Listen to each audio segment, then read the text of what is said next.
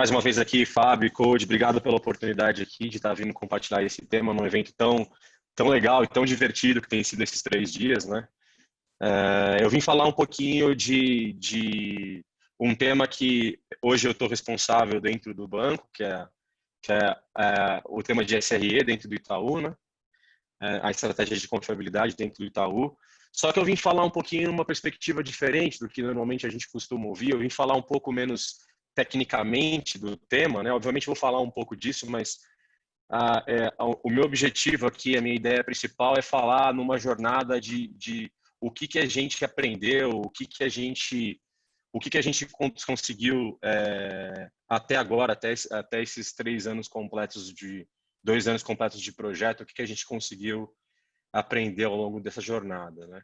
E eu vou falar com bastante foco em centralidade no cliente, então eu trouxe uma abordagem um pouquinho diferente do que normalmente a gente vê o tema, né? Então, primeiramente, eu vou me apresentar. Bom, eu sou o Daniel Grandes, eu trabalho hoje no Itaú. Eu sou líder do tema de engenharia de confiabilidade dentro do banco, um dos líderes, né? O time é bem vasto, bem grande. Essa aqui é uma foto minha com a minha filha. Eu adoro essa foto representa muito de mim aqui. É uma foto com a minha filha mais velha que a gente tirou durante um evento aqui, uma celebração numa rua aqui em São Paulo, uma travessa da Avenida Brasil ali. É um evento bem legal, uma festa de rua de Natal. Eu sou, obviamente, apaixonado pelas minhas filhas, pela minha família. Gosto muito de pessoas, escolhi ser líder desde pequeno, desde sempre. Eu já tinha um pouco de vontade de ajudar as pessoas, de ajudar as pessoas a se desenvolverem. Gosto muito de tecnologia, sempre fui apaixonado por isso, nunca tive dúvida do que eu queria fazer na minha vida. Tenho 20 anos de experiência em sistema financeiro, em ambientes críticos. Eu já rodei praticamente o banco todo, conheço quase todos os negócios, grande parte dos negócios do banco, são muitos, mas já tenho 20 anos de banco, 21 anos de banco. Formado em ciência da computação na FEI, eu fiz algumas especializações ao longo do tempo, fiz engenharia de software para buscar um pouco mais especialização, na época que eu estava principalmente aonde eu estava codando bastante, depois fui buscar um pouquinho numa tendência de mercado, fui falar um pouquinho de BI para olhar um pouquinho mais para data driven, e o último agora em gestão de tecnologia, e vim buscando algumas especializações, principalmente em service providers, ao longo desse tempo. Como eu já falei, estou liderando a estratégia de confiabilidade junto com alguns pares meus, e sou co-founder aqui da comunidade SRE Brasil. E ali ao lado, as minhas paixões, né? Comic book, Star Wars, mundo geek em geral, eu gosto bastante. E qual que é eu vou trazer um pouquinho aqui do que eu vim contar para vocês aqui, qual que é o meu objetivo principal aqui, né?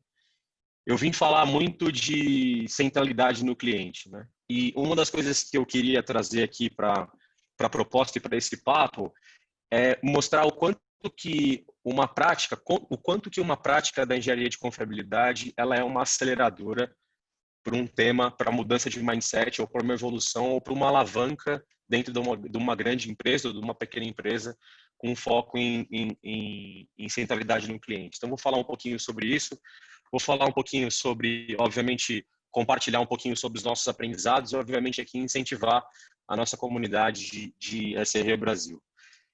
Então, primeiramente, eu vou dar um pouquinho de conceito. Então, para poder falar um pouquinho sobre centralidade no cliente, eu vou falar um pouquinho de uma das práticas que eu acredito, e pela minha experiência, por tudo que eu pude compartilhar ao longo do tempo com outros players, com outras pessoas que estão liderando iniciativas como essa, né?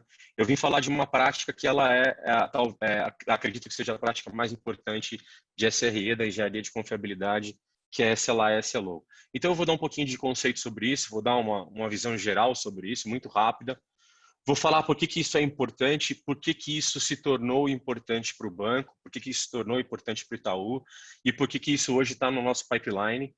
Vou dar uma pincelada rápida sobre error bust para poder dar um pouquinho mais de contexto, falar um pouquinho sobre escolhas de bons e SLAs ruins, como é que a gente alavancou esse mindset, e aqui uma provocação de como é que as pessoas que têm interesse sobre esse assunto e saber como é que se constrói uma jornada.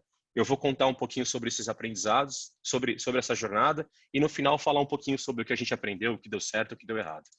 Então, primeiramente aqui, eu vou falar um pouquinho sobre o conceito de SLA e SLO. Esse é o conceito acadêmico, esse é o conceito que está no livro. Para quem não conhece, tem um livro da Google super famoso, que é o Site Reliability Engineer. E uma das práticas, um dos capítulos, ele fala bastante de SLA e SLO. Então, esse é o conceito, né? Quais são os comportamentos que realmente importam para um serviço e como medir e avaliar esses comportamentos de maneira que a gente consiga definir um nível de atingimento, um nível de objetivo para os nossos clientes. Então, a primeira parte aqui do conceito, ela define o que é o SLI. Né? Então, o SLI nada mais é que o indicador, a medida de satisfação do comportamento que o nosso cliente tem enquanto ele está usando um produto ou um serviço. E o SLO é o objetivo que a gente quer atingir de satisfação daquele cliente. Puta, legal. Entendi mais ou menos o que significa isso aí academicamente. Então, eu vou traduzir isso para uma outra linguagem que eu acho que fica mais simples e mais objetiva. Então, o SLI, que é o Service Level Indicator, ele é uma medida quantificável da confiabilidade do serviço. É o quanto que aquele serviço, aquela jornada, aquele produto entrega de confiabilidade para o cliente. E o SLO, Service Level Objectives, é a meta, é o que a gente definiu que a gente vai entregar de confiabilidade para o nosso cliente. É o nível de atingimento que a gente espera entregar para o nosso cliente. Legal, mas entendi o que é SLA e SLO, mas para que isso é importante? Por que isso é importante numa empresa, principalmente em empresas de serviço, né? Onde a gente entrega um serviço, onde a gente não entrega algo que é naturalmente materializável, né? Onde você consegue pegar, né? Porque a gente precisa, de alguma forma, determinar e entender se um cliente, pela lógica básica, né? Se um cliente ele paga por um serviço, a gente precisa dizer o quanto que daquele serviço ele pode confiar e o quanto que daquele serviço ele entende que aquilo precisará ficar disponível na necessidade que ele vai ter de usar aquele serviço. Então, resumindo assim, se o cliente paga por esse serviço, naturalmente a gente precisa fechar um contrato do quanto que aquele serviço vai ficar disponível, o quanto aquele serviço vai ser confiável. Então, assim, serviços precisam de SLO. Jornadas de clientes, serviços críticos precisam de SLO. E por que isso se tornou tão importante para o banco? Por que isso está no nosso pipeline, mas por que isso ganhou uma esfera muito grande no banco? Simples, porque a gente tem um foco muito grande de olhar para o nosso cliente e entender o que ele realmente está buscando, o que ele espera da gente, o que a gente pode entregar, desenvolver, criar, que vai ajudar ele a chegar aonde ele precisa. E a gente vem ao longo desses últimos 2 anos buscando uma mudança de liga, que a gente chama aqui, que é a gente começar a se comparar com outras empresas, não necessariamente do business de financial, mas outras empresas que têm um patamar de índice de satisfação dos clientes muito elevado. Então, a gente está buscando, o foco a gente já está nessa agenda já há quase 2 anos, praticamente, e para conquistar esse espaço dentro dessas empresas, que são as melhores empresas de satisfação no cliente. Então, por conta desta agenda, por conta da agenda da gente entender o que o nosso cliente quer e o que ele busca, naturalmente vem um foco muito grande de colocar o cliente dentro do centro, no centro de todas as nossas discussões e de todos os nossos desafios. Então, aqui eu trago um pouquinho dos nossos 7 princípios da centralidade no cliente. Isso aqui é só para dar um pouco de visibilidade de por que a gente vai trazer o tema de confiabilidade, para poder fazer o contraponto sobre o quanto que ele pode fortalecer esse tipo de agenda, né? Então, aqui a gente fala um pouquinho, principalmente eu vou dar destaque para aqueles que se conectam bastante com o tema de confiabilidade, né? Então, o problema que o cliente tem, né? O problema do cliente é o nosso problema. Então, aquilo que ele vive no dia a dia é aquilo que a gente precisa resolver. A gente precisa priorizar o cliente na nossa tomada de decisão. A gente precisa ter oportunidade para inovar e testar com o cliente e aprender rápido com ele. Isso muito tem a ver com esse evento, inclusive. A gente precisa encantar os nossos clientes. Todas as experiências que eles têm que ter nos dos nossos serviços têm que ser encantadoras. E para ser encantadoras, elas precisam ser confiáveis, elas precisam estar disponíveis, né? E aí eu trago, para exemplificar a importância disso, 2 exemplos que eu acho que são fantásticos, que a gente recortou de um livro que tem o Site Reliability Workbook e o Seeking SRE, São 2 livros que têm participação da Google com clientes, durante jornadas que eles tiveram com clientes. E aqui tem 2 depoimentos que eu gosto bastante.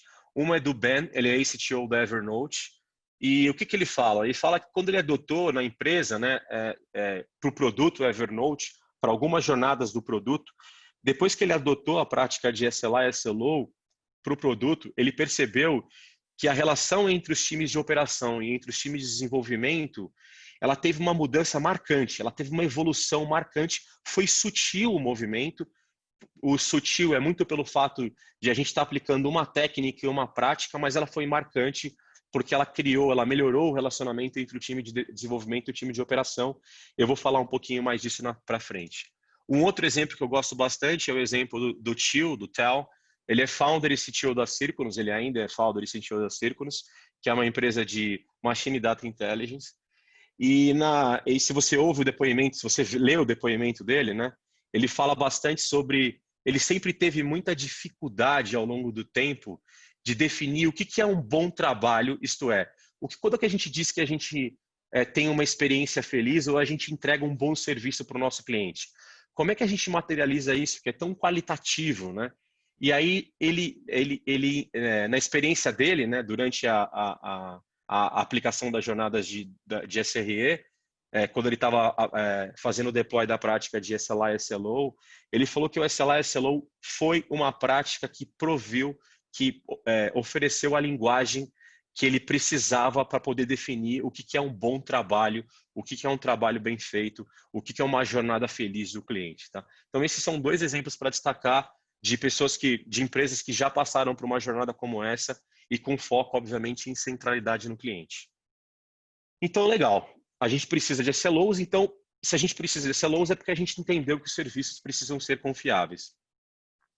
E aí eu gosto bastante de falar sobre esse ponto aqui. Ele destaca bastante o quanto que a confiabilidade, ela passa... Porque numa jornada antiga, a gente sempre tratou a confiabilidade, aquele último stage, não vou chamar de confiabilidade, a gente tem ainda outros nomes, como monitoração, como é que a gente vai trazer observability. A gente sempre colocou isso como um stage final, uma última etapa da nossa entrega de software, né?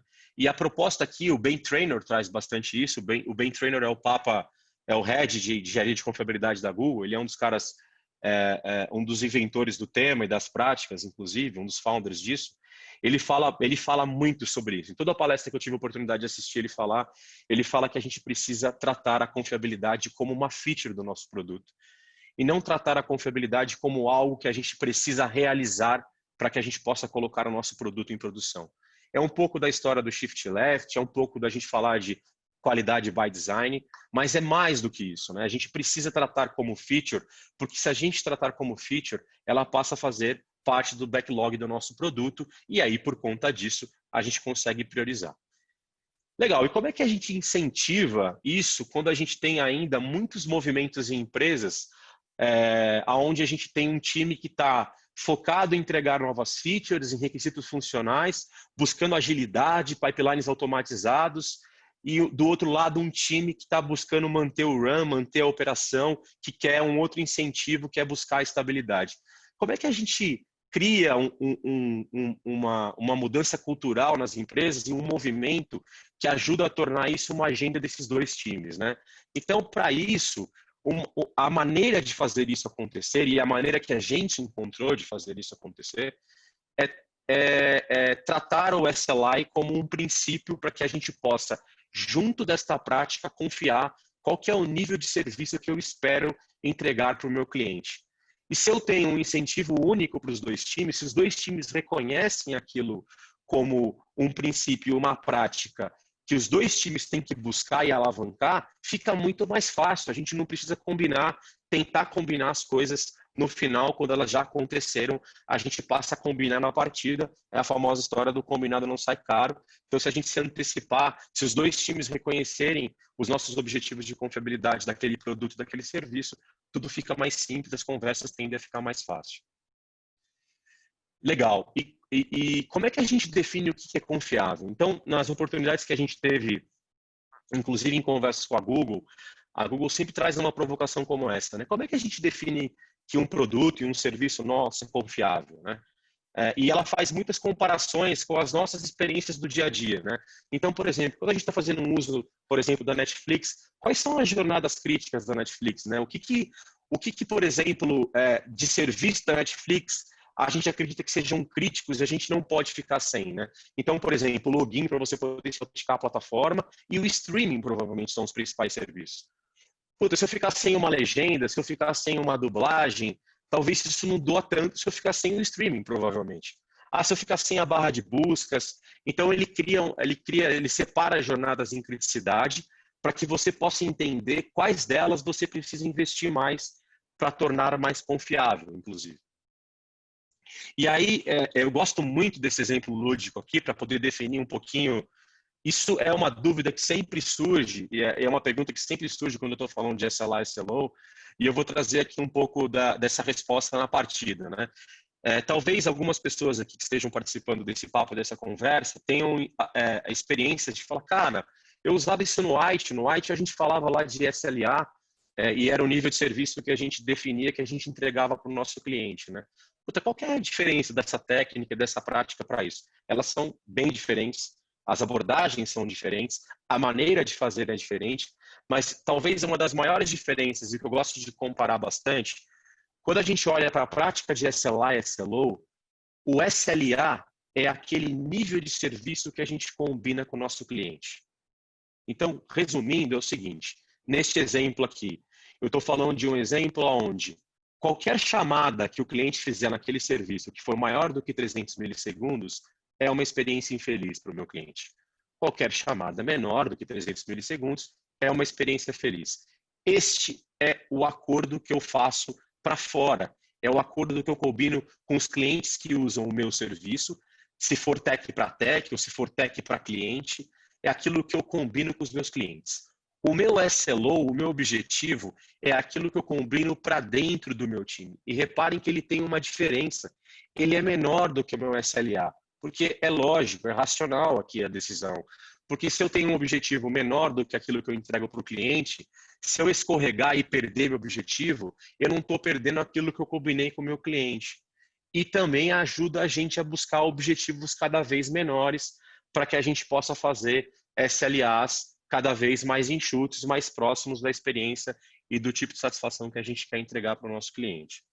Legal. E quando que a gente torna um serviço mais confiável? Quando que a gente precisa tornar um serviço mais confiável? Então, eu vou trazer um pouquinho da perspectiva do Ben Traynor aqui. Ele fala também muito sobre isso, né? A gente achar que 100% é um target de confiabilidade, 100% é um target de confiabilidade errado para praticamente tudo. Então, isso aqui tem muito daquela provocação aonde a gente acreditava no passado que a gente vai ter zero outage das coisas. A infraestrutura vai falhar, a gente vai ter problema de software, de qualidade de software. A gente precisa entender que essa é a nossa realidade. E se isso é parte da realidade, infraestrutura de telecomunicações, infraestrutura de data center, essas coisas falham. E buscar esse tipo de confiabilidade, entregar 100%, ela custa caro. Você precisa pensar em muita redundância, você precisa pensar em muitas características de resiliência na arquitetura da sua aplicação, o que muitas vezes torna muito mais caro do que o valor que aquele produto oferece. Então, ele faz muito essa provocação. Então, isso aqui serve para todo mundo, né? E principalmente para C-Levels, pessoas que acreditam que a gente consegue ter um zero outage em nossos produtos e nossos serviços. E isso não é verdade, realmente. Aqui é só para dar uma clarificada de o que é o que é o SLO? O SLO ele captura os níveis de desempenho e disponibilidade do que a gente espera ser alcançado e daquilo que a gente combinou com o nosso cliente. E como é que a gente define uma experiência boa e uma experiência ruim do nosso cliente? Então, se a gente atinge as metas nossas do SLO, se a gente não estoura o nosso SLO, eu tenho clientes felizes. Se a gente perde a nossa meta de SLO, eu tenho clientes tristes. Esta é a terminologia que a Google traz, inclusive, e usa bastante nas discussões. Então, se você perde o seu SLO, você tem clientes tristes. Se você atende as metas do seu SLO, você tem clientes felizes. Eu vou falar aqui rapidinho disso aqui. Eu gosto muito desse slide, porque ele me traz uma experiência que a gente teve durante uma oportunidade de engajamento que a gente teve com a Google. A Google falou, ela trouxe até um exemplo, eu vou trazer esse exemplo rapidinho para vocês aqui. É importante que a gente consiga medir o nosso SLO e também é importante que a gente ultrapasse um pouco esse objetivo, para que a gente possa entender que a gente consegue alcançar um objetivo ainda maior do que aquele que a gente combinou anteriormente. Mas a gente tem que tomar muito cuidado quando a gente alcança esse objetivo de maneira constante, porque muitas pessoas, muitos clientes e muitos serviços, ou quando a gente está falando de produtos tech for tech, a gente tem pessoas que vão depender e que muitas vezes não vão pensar na resiliência das suas aplicações. Então, o case rapidinho que eu queria trazer aqui, a Google trouxe um caso onde o time de engenharia de confiabilidade desenvolveu um proxy dentro da Google, e esse proxy tinha o objetivo de integrar algumas aplicações. Era um produto que o time de engenharia de confiabilidade desenvolveu para ele mesmo. E o produto era tão estável e tão simples que os outros times da Google começaram a utilizar esse produto internamente para oferecer serviços para o cliente e para oferecer serviços, inclusive, internamente para times da Google. E um determinado dia, o time de engenharia de confiabilidade resolveu, por uma manutenção, tirar durante 15 minutos do ar o serviço. E quando eles tiraram aquele serviço durante 15 minutos do ar, eles receberam uma chuva de incidentes e alertas, etc., dizendo que e entendendo que havia um número de dependências gigantes de serviços que dependiam daquele proxy. E aí eles voltaram rapidamente, o período ali de disponibilidade durou em torno de 6 ou 7 minutos. E aí o que eles aprenderam na hora que eles foram fazer o pós-mortem daquilo, né? Eles aprenderam, e eu gosto muito disso porque assim, né, é sempre um olhar, obviamente sem procurar culpados, mas é sempre um olhar para frente, né? Então, olhando na perspectiva do time de engenharia de confiabilidade, é a pergunta óbvia. Puta, já que o serviço é tão utilizado, como é que eu entrego um pipeline de CI/CD ou algum tipo de deploy que permita eu ter um zero downtime do meu deploy? Isso endereçaria este problema. Mas, no fundo, como eu disse anteriormente, o Ben Traynor traz isso, esse proxy ele vai falhar algum dia. E aí a provocação virou para o time que usava. Cara, como é que você cria uma resiliência na sua aplicação para que você não dependa tanto desse proxy? Ou que tipo de experiência você quer oferecer para o seu cliente quando você, ao depender de um serviço como esse serviço ficar fora, qual que é o tipo de experiência que você gostaria de oferecer para o seu cliente? Então, assim, é uma abordagem dos dois lados, é uma abordagem para aquele time que usa e para aquele time que é dono, mas sempre com foco em buscar como é que a gente se torna cada vez mais resiliente, olhando sempre no aspecto do cliente, que tipo de experiência a gente gostaria de oferecer. Vou falar rapidamente agora aqui do Error Budget e dar um contexto um pouquinho sobre Error Budget. Então, para quem não conhece, o Error Budget nada mais é do que a diferença de 100% para aquele SLO, para aquele objetivo que você definiu. Então, eu vou dar um exemplo aqui só para materializar. Então, quando você define um SLO, que o nível de serviço que você vai entregar naquela jornada, naquele serviço, é 99%, a diferença para 100%, que é esse 1%, é o seu error budget. Isto é o seu orçamento de erro. Legal? E aí, o que é interessante nisso e por que é interessante tratar isso como orçamento? Porque se os dois times, tanto de Dev quanto de Ops, entenderem que esse é um orçamento de erro e ele está combinado com o cliente, significa que eu avisei para o cliente. O cliente sabe que ele contratou um serviço que vai ficar 99% do tempo disponível, confiável, e que esse 1% ele pode quebrar. Significa que o orçamento de erro pode ser usado para algumas coisas, como, por exemplo, uma experimentação de alguma coisa que ainda a gente não tem tanta certeza se vai parar em pé ou não, um downtime planejado, como eu comentei agora no exemplo anterior, falhas de infraestrutura que vão acontecer podem consumir desse error budget, qualquer nova feature que você quiser lançar para num caso de um release canário, onde a gente vai escolher alguns clientes betas para poder experimentar alguma coisa. Então, ele passa a virar um incentivo para os dois times. E aí, para isso acontecer, a jornada de SLA e SLO, ela precisa estar muito bem estabelecida, porque é a partir dessa fundação é que você consegue fazer uma transformação na empresa, nos C-levels, para que você tenha maturidade dos times e dos C-levels para tratar error budget como alguma coisa que pode ser consumida. Então, o benefício do error budget, né? Como eu comentei, ele passa a ser um incentivo entre os dois times, entre os times de dev, entre os times de op, entre os engenheiros de confiabilidade. Ele passa a gerenciar o risco da sua plataforma, então decidir como gastar esse orçamento passa a ser alguma coisa muito importante, principalmente para os times de desenvolvimento, então tentando experimentar e entregar novas features. É muito importante para que defina-se objetivos que sejam realistas, porque se você não conseguir atingir esses objetivos com frequência, ele vai se tornar pouco atraente e, naturalmente, uma gestão de consequência associada a esse objetivo pode, por exemplo, desacelerar a sua esteira de inovação. Outro ponto muito interessante é que ele vira uma ferramenta, um instrumento que autopolicia os dois times, né? Pelo fato de ele ser bastante valioso, e ele passa a ser um incentivo que é compartilhado com todos os times, então todos os times podem consumir esse orçamento de erro. Então aqui é uma pincelada rápida para falar de SLA e SLO, de error budget, desculpa. E aqui eu vou falar um pouquinho de como é que você escolhe um bom SLI. Então aqui eu vou materializar um pouquinho do que é realmente um SLI, tá? Então, aqui eu vou trazer um exemplo lúdico. Então, aqui só para explicar o que significa esse gráfico aqui, né? Ele aqui no eixo X a gente tem a linha do tempo, tá? Então, tudo aquilo que está no quadrante azul representa uma experiência feliz do cliente. Tudo aquilo que está no quadrante laranja representa uma experiência infeliz do cliente. Como é que a gente escolhe um bom SLI, de um SLI ruim?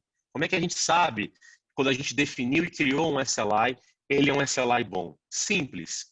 Basicamente é o seguinte, se a sua relação de satisfação do cliente versus a métrica que você escolheu em momento de situação feliz, experiência feliz do cliente e experiência infeliz do cliente tem muito ruído, isto é, ela oscila muito, independente se a satisfação do seu cliente é feliz ou infeliz, significa que você escolheu um SLI ruim. Então, desista dele.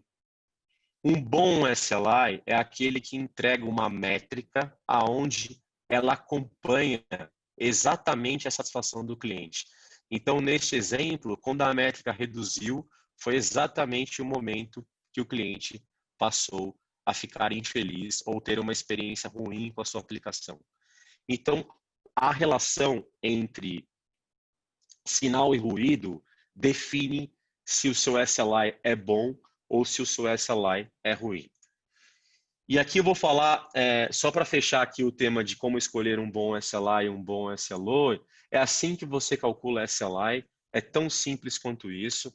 Então, basicamente, são o total dos seus eventos e das experiências boas do seu cliente dividido pelo total de eventos válidos do seu cliente, multiplicado por 100% para você poder ter o percentual desse indicador. Isto é um SLI.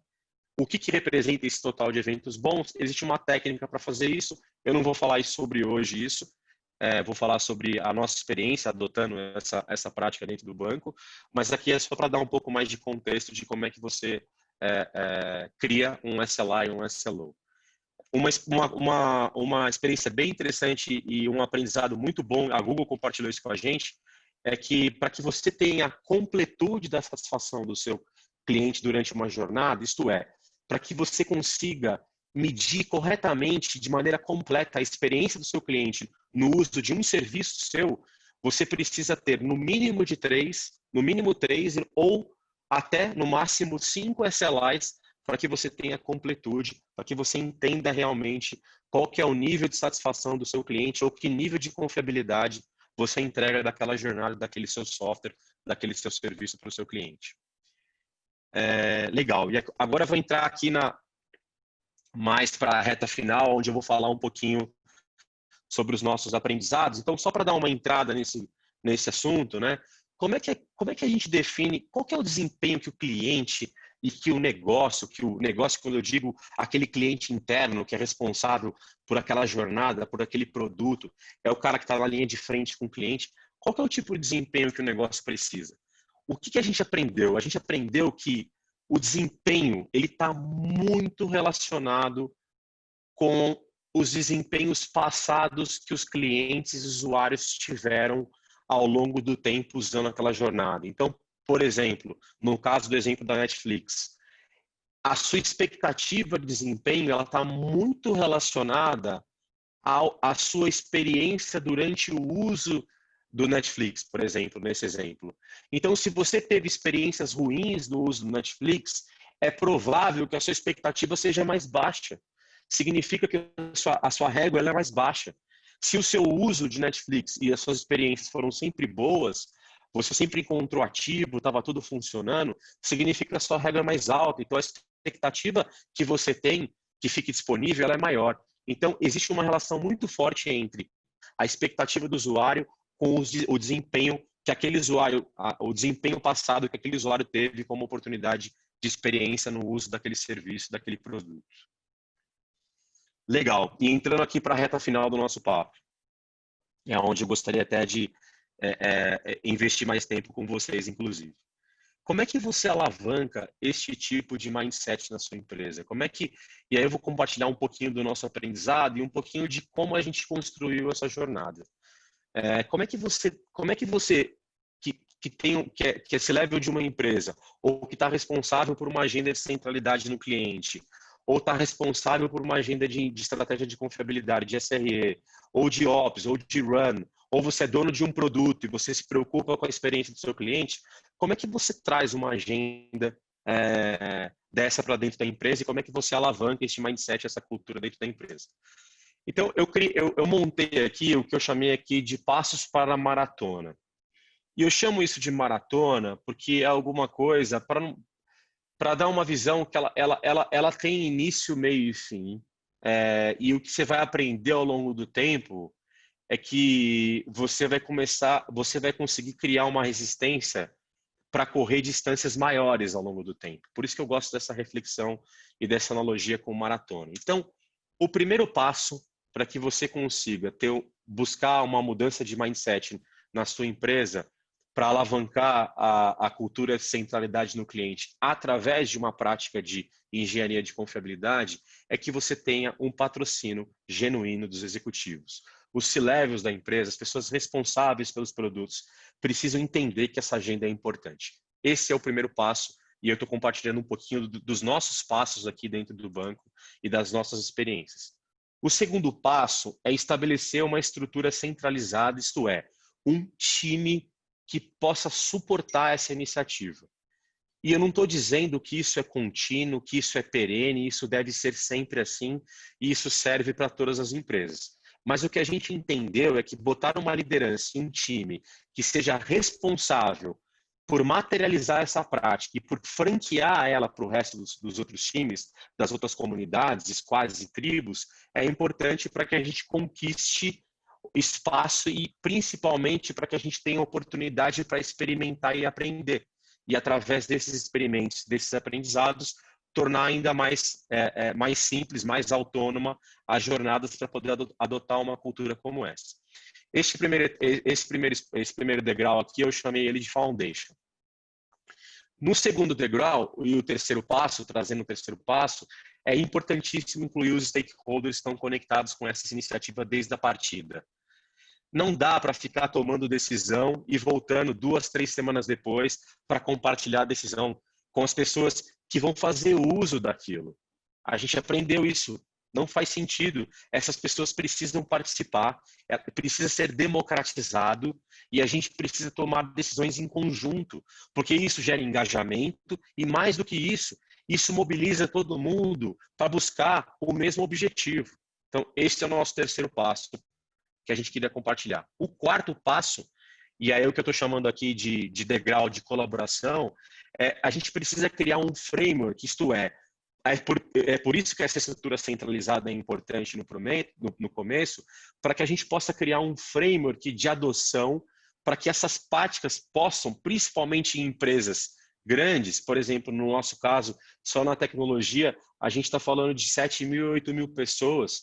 Então, como é que a gente faz uma transformação neste nível? Como é que a gente consegue atingir todas essas 8.000 pessoas para que elas entendam quanto que é importante isso no dia a dia dos times e dos produtos? Então, para a gente poder ganhar escala, a gente precisa padronizar, regra básica de qualquer arquitetura moderna de software, né?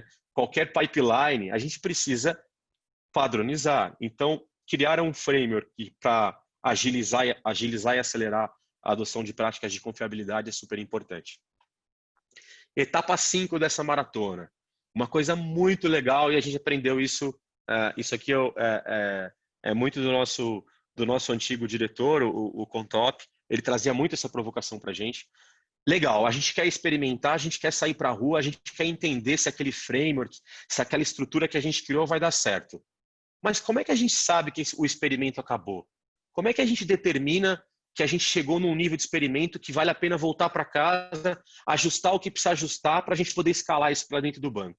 Uma coisa que a gente usou, que ajudou muito a calibrar os experimentos, foi listar as perguntas que a gente não tinha resposta. Listar todas elas para que durante o experimento a gente vai respondendo elas e a partir delas a gente define assim, olha, se a gente não responder essas perguntas aqui são go ou não go. Se eu não tiver essas respostas para essas perguntas, eu não topo escalar isso para outros times. Mas eu tenho um público de perguntas aqui que são opcionais e que eu topo ir respondendo ou ir aprendendo ao longo do tempo. Então, esse foi um aprendizado bem legal. Então, relacionar as perguntas antes de começar o experimento é super importante. Aqui, eu vou chover numa olhada, a gente ouviu isso ao longo dos últimos 2 dias, né? Experimentar é super importante, experimentar, aprender rápido.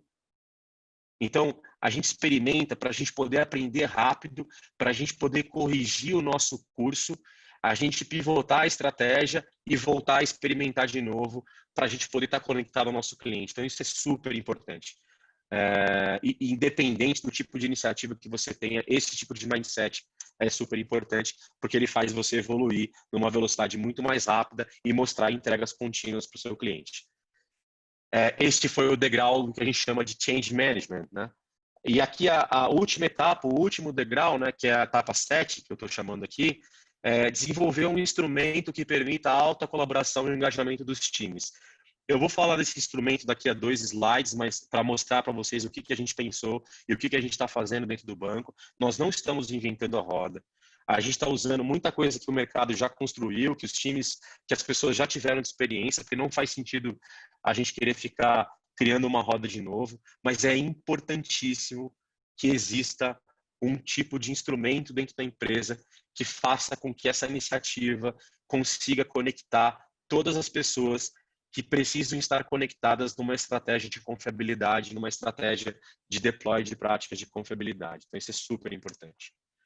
E a última etapa aqui da maratona, né, é criar um mecanismo que, através desse instrumento que eu comentei anteriormente, permita que você tenha um feedback loop, um feedback contínuo. Então, isso para que você consiga aprender constantemente, para que você consiga, se necessário, pivotar, tomar uma decisão diferente, voltar atrás de uma decisão que você tomou. Então, criar um mecanismo para que você tenha um feedback constante, um feedback rápido, é super importante. E tudo isso, obviamente, é sustentado num modelo de OKRs. A gente precisa ter os nossos KRs bem definidos para a gente, inclusive, entender se a gente está conseguindo conquistar e resolver aqueles problemas que a gente gostaria de endereçar. Então, ter KRs e numa iniciativa como essa, no nosso caso, a gente foi criando os KRs ao longo do tempo. É super importante ter isso bem definido para que a gente possa estabelecer o objetivo, para que a gente possa abastecer o tanque para o próximo release e falar, são esses objetivos que eu quero atingir, com esse tanque de combustível que eu abasteci aqui no time. Então, é super importante aqui, essa é a última etapa, o último passo, o último step aqui da maratona. E aí eu vou falar um pouquinho agora e compartilhar um pouquinho com vocês de qual foi o instrumento que a gente escolheu para poder suportar uma iniciativa como essa. Então, aqui não tem muito segredo, né? Basicamente, a estratégia de confiabilidade do banco, e aqui falando um pouquinho de SLA e SLO também, ele está suportado nesses 3 pilares. A gente tem um pilar onde conecta a prática de confiabilidade a uma capacidade técnica para que a gente possa escalar, para que a gente possa franquear isso para os outros times e dar autonomia para os times. Então, aqui o futuro, o end state disso é o que a gente chama de Framework as a Service. A gente tem um pilar e um time que cuida da academia, da formação dessas pessoas, porque não adianta entregar autonomia se a gente não conseguir entregar junto da autonomia capacitação, para que o cara com aquela autonomia ele possa entender e se capacitar para poder gerar valor, porque só vai gerar valor se essas coisas estiverem conectadas. E a gente criou um modelo que é um modelo de engajamento, que é um playbook de execução, que é um framework, que é aquilo que eu falei inicialmente para vocês, que é importante para que a gente consiga escalar e transformar, principalmente em empresas onde vocês têm, onde o número de pessoas que precisam ser impactadas é muito grande. E, obviamente, tudo isso suportado para entregar resultado, né? E aí, principalmente, buscando, neste exemplo aqui, nessa palestra, para a gente aumentar a confiabilidade, buscar objetivos de SLA e SLO. Então, isso é super importante, foco no qualidade by design, principalmente. Qual que é o instrumento que a gente escolheu para suportar uma iniciativa deste tamanho, que fala de diversas práticas de confiabilidade, mas, obviamente, aqui eu estou trazendo um foco de SLA e SLO. A gente foi para o mercado e falou, como é que a gente consegue fazer isso e fazer de maneira democrática? Como é que a gente promove esse tipo de cultura? E a gente encontrou duas coisas no mercado que ajudaram a gente definir, e hoje é um baita de um sucesso a iniciativa muito por conta disso. Tá? A gente criou uma estrutura que a gente chamou de chapter. O chapter é o que vocês conhecem do mercado, né? Uma reunião de stakeholders para que a gente, de especialidades, de pessoas que são especialistas naquele assunto e que podem influenciar aquele assunto, para que você consiga definir uma estratégia de como é que aquela especialidade ou aquele assunto pode ganhar uma proporção ou precisa de uma agenda de transformação. Então, o chapter ele é onde tem ele tem essas interfaces, né? Então, ele tem a interface com os executivos do banco, ele tem a interface com as guildas eu vou falar daqui a pouquinho o que elas são, ele tem a interface com a capacitação, que eu falei com vocês, que é a academia, com o toolset, que é a parte de práticas, que é a parte técnica, com os deploys, que é onde a gente está experimentando, com as franquias, que é onde a gente está alavancando através de modelos de change management, com os times de arquitetura e com as horizontais, obviamente, que estão mais conectadas, que estão mais predispostas, que têm mais no DNA essa agenda do engenheiro de confiabilidade. Tá? Esse chapter tem uma das missões mais importantes porque ele reúne as pessoas que são capazes de tomar decisões sobre para onde vai essa estratégia e onde a gente quer conectar essa estratégia. Tá? Outro ponto super, aqui falando da guilda, né? A guilda, ela nada mais é que a especialidade de cada tema. Então, para que o chapter não ficasse imenso, porque a gente tem muitas práticas técnicas, muitas práticas de engenharia de confiabilidade, a gente fez de uma subdivisão. Então, a gente criou, e nessa subdivisão a gente adotou os nomes de guildas. Então, as guildas, elas são um grupo auto-organizados que ajudam a gente cuidar e ser responsáveis pelos depósitos de cada prática. Então, nessa guilda, a gente junta um monte de pessoas de várias comunidades, tribos e squads que estão conectadas com aquele tema ou que tem uma história ali na sprint ou no backlog que está conectada a esse tema e estão lá para pedir ajuda, para aprender. E lá é o lugar onde a gente pega feedback do uso das práticas, aonde a gente dissemina o conhecimento, onde a gente identifica roadblocks e assim por diante.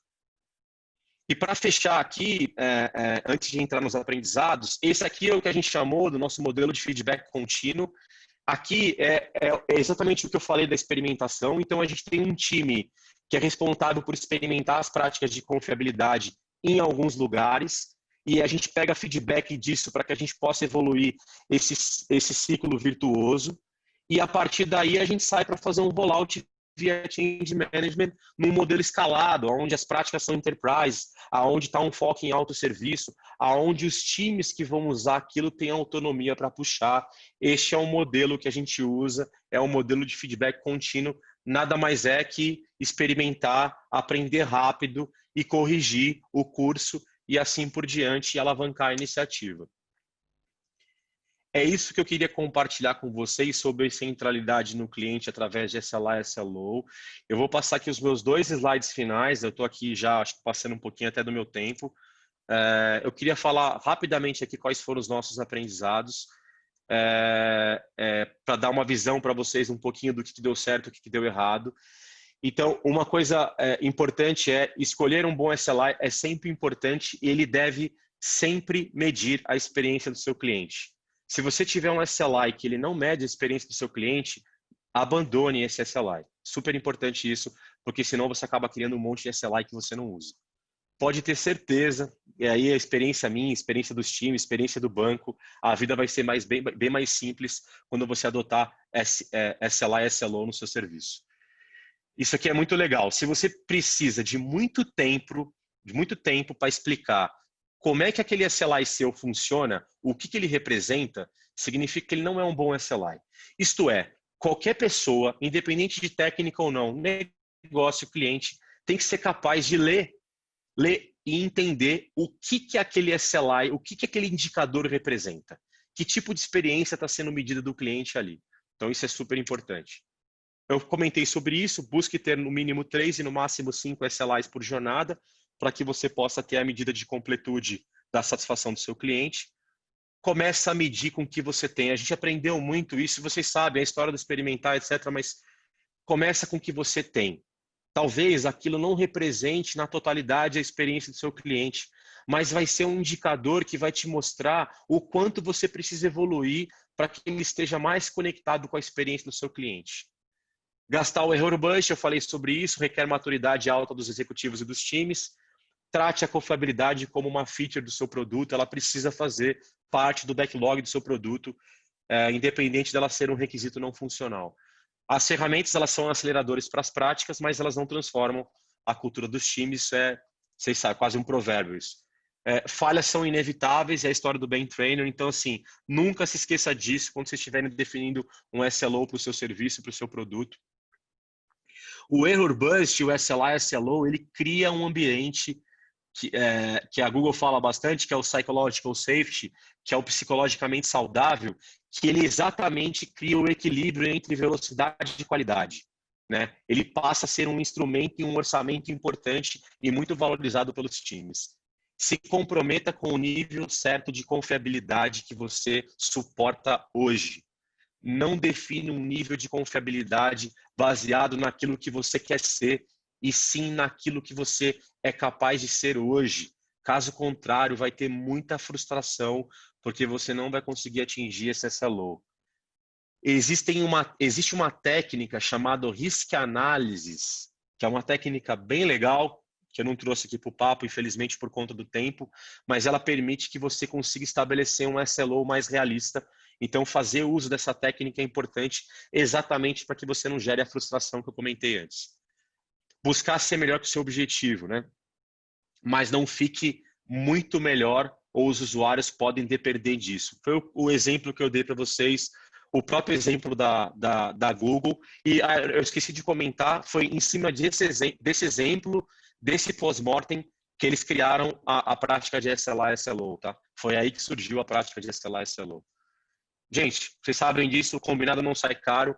Defina qual que é a gestão de consequência na partida quando vocês perderem a sua SLO. Isto é, se todos os times concordam com aquele objetivo, defina qual que vai ser a consequência caso vocês percam aquele objetivo. Por exemplo, vamos reduzir a velocidade de inovação, vamos pedir para os times de dev ajudarem os times de ops para que eles consigam voltar a estabelecer a confiabilidade daquele software, daquela jornada. Então, combine essa gestão de consequência desde a partida, porque fica muito mais fácil depois para tomar a decisão. Defina e acorde com o seu cliente o nível de confiabilidade, mas importante, sempre tem um objetivo maior. Foi aquele desenho lúdico que eu mostrei, o seu SLA, a comparação, a diferença entre SLA e SLO. Tá? Busque um patrocínio primeiramente com os executivos responsáveis por essa missão. O Bezerra está ouvindo aqui, é um cara que patrocinou isso desde a partida, ele tinha essa agenda, então ter caras como ele, como executivos que estão responsáveis por esse tipo de agenda, agenda de confiabilidade, agenda de run, ajuda a gente poder conseguir ter combustível e recurso para continuar investindo nos experimentos. A história que eu falei relaciona as perguntas antes dos experimentos para que você possa definir o escopo do seu aprendizado. E por último, esse aqui é um aprendizado super pessoal e eu acho que é bem natural, para falar a verdade, né?